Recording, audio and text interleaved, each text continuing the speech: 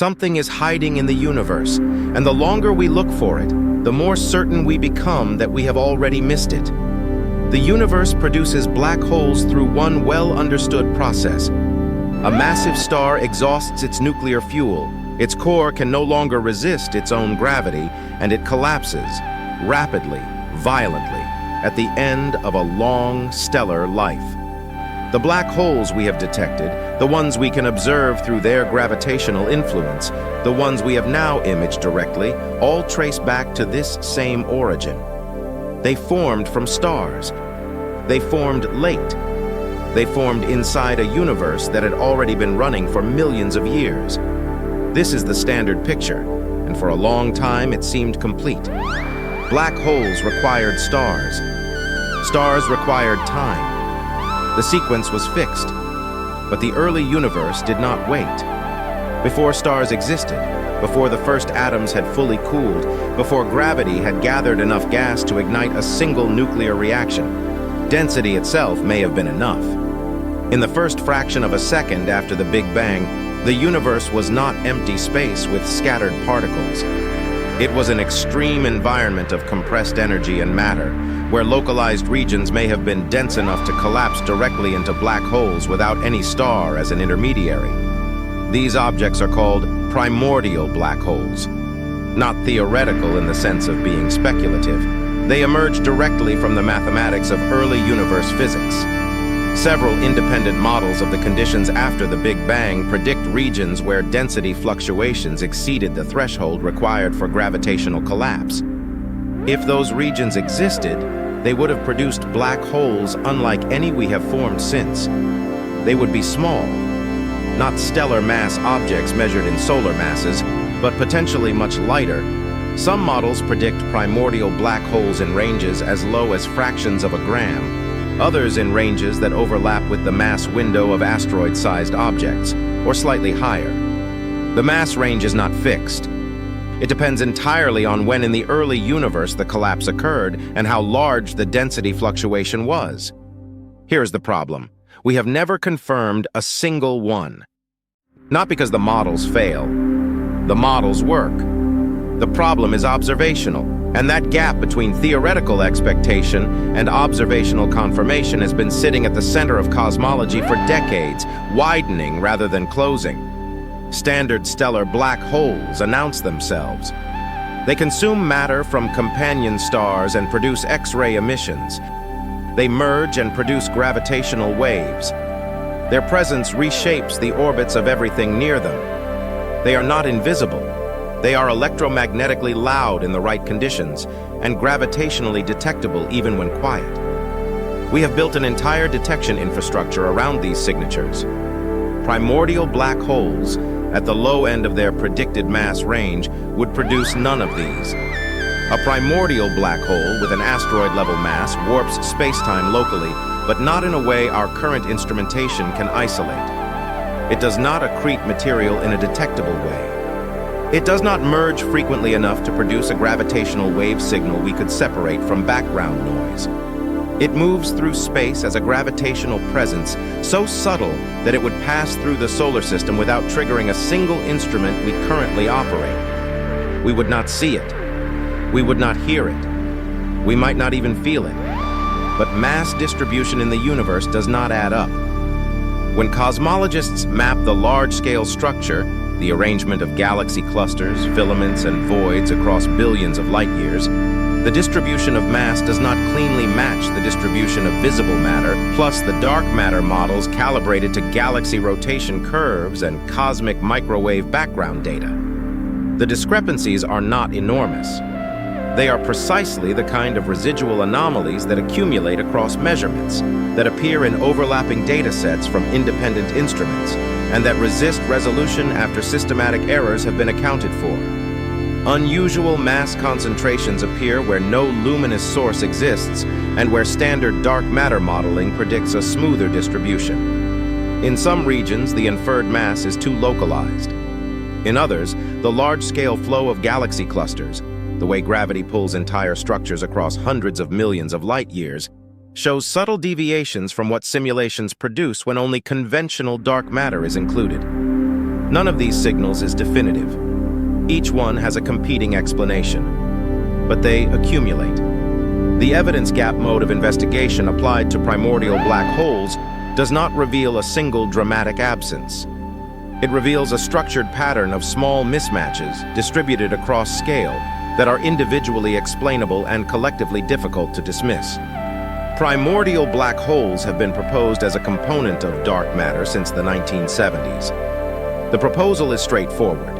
If primordial black holes formed in large numbers during the early universe, and if their mass range places them below the threshold of current detection methods, they could account for some fraction of the missing mass without emitting any radiation. They would behave gravitationally exactly like dark matter appears to behave, exerting influence without revealing a source.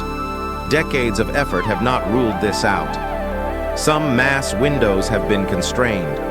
Primordial black holes lighter than approximately 10 to the power of 15 grams would have evaporated by now through Hawking radiation, a quantum process by which black holes slowly lose mass. We see no gamma-ray background consistent with the final evaporation burst of a large primordial population at that mass range, so objects below that threshold are unlikely to have survived. The window closes from below. It also closes from above, partially.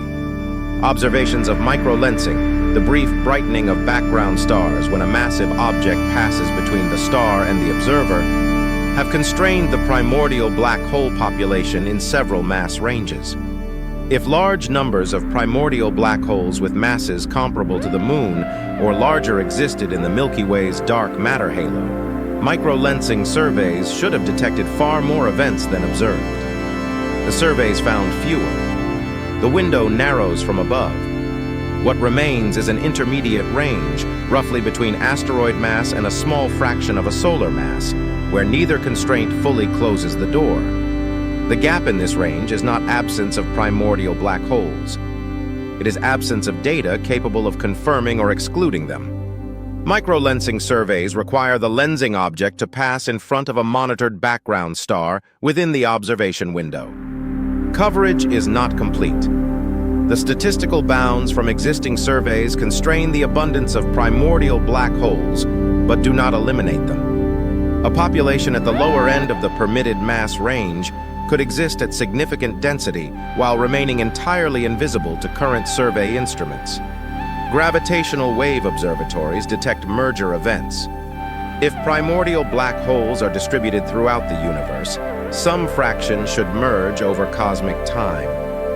The merger rate expected from a primordial population in the allowed mass window produces a gravitational wave background at a frequency and amplitude that current detectors are not fully calibrated to resolve from other background sources. Future detector generations may reach that sensitivity. Current ones have not. No detection method available today is capable of directly confirming a primordial black hole population in the surviving mass range. This is not a gap at the edge of knowledge. It is a gap at the center of one of the major unresolved questions in cosmology: what dark matter is and whether any part of the missing mass is composed of known physics expressed in an unfamiliar form.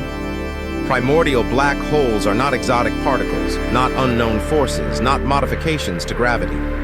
They are ordinary gravitational objects that the standard model of cosmology permits and that early universe physics predicts in at least some scenarios.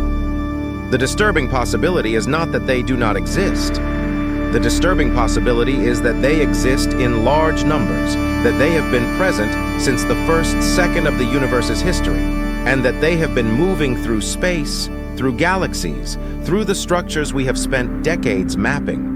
And our entire observational infrastructure has simply not been designed to detect them. There is a narrower version of this problem, and it is more precise.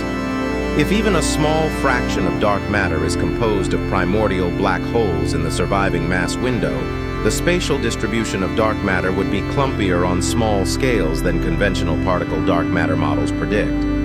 Structure formation, the way galaxies and clusters assembled from early density fluctuations, would have proceeded slightly differently. Those differences leave traces. Some of the anomalies in the large-scale structure data, the ones that persist after standard modeling is applied, are consistent with a mixed dark matter population that includes a primordial black hole component. Consistent with, not confirmed by. The data cannot distinguish between a primordial black hole contribution and several alternative explanations involving modified dark matter particle distributions or baryonic effects not yet fully modeled. Without a direct detection, without a single confirmed primordial black hole, the question remains structurally open. Evidence can be consistent with multiple hypotheses simultaneously, and that consistency proves nothing. What the evidence gap actually prevents us from knowing is this: whether the dark matter problem, one of the most persistent unresolved problems in modern physics, has any component that is already within the scope of known gravitational physics and has been since the first fraction of a second of the universe's existence. The answer is almost certainly not all of one thing. Dark matter is likely not entirely composed of primordial black holes. The constraints from the well-measured mass windows are real, and they exclude a primordial black hole-only dark matter scenario. But whether they constitute 10% of the missing mass, or 1%, or an amount too small to contribute meaningfully, the data does not yet say. The instruments required to close that gap are not operational. The gravitational wave detector sensitivity needed to resolve the merger background is a decade away at minimum. The microlensing survey coverage required to constrain the asteroid mass range is not yet achieved. The space-based observatories that could, in principle, detect the gravitational influence of substellar mass compact objects on stellar populations have not been built with that sensitivity target. The universe formed these objects, or it did not. Both possibilities are consistent with everything we currently observe. Somewhere in the mass distribution of the universe, across every structure cosmology has mapped, there may be a population of black holes that has existed longer than any star, longer than any galaxy, longer than any large-scale structure currently visible. They formed in the first moments after the Big Bang and have been present ever since, not decaying, not merging frequently enough to betray their presence, not consuming enough matter to produce detectable radiation. They carry no label. They emit no signal. The partial answer current physics can offer is this: the constraints exist, the window has been narrowed, and a primordial black hole population within that window remains physically permitted. The rest of the answer requires instruments we do not yet have, pointed at a signal we have not yet resolved, searching for the oldest objects the universe may have produced. We cannot confirm them. We cannot exclude them. And the mass distribution that prompted the question continues to not quite add up.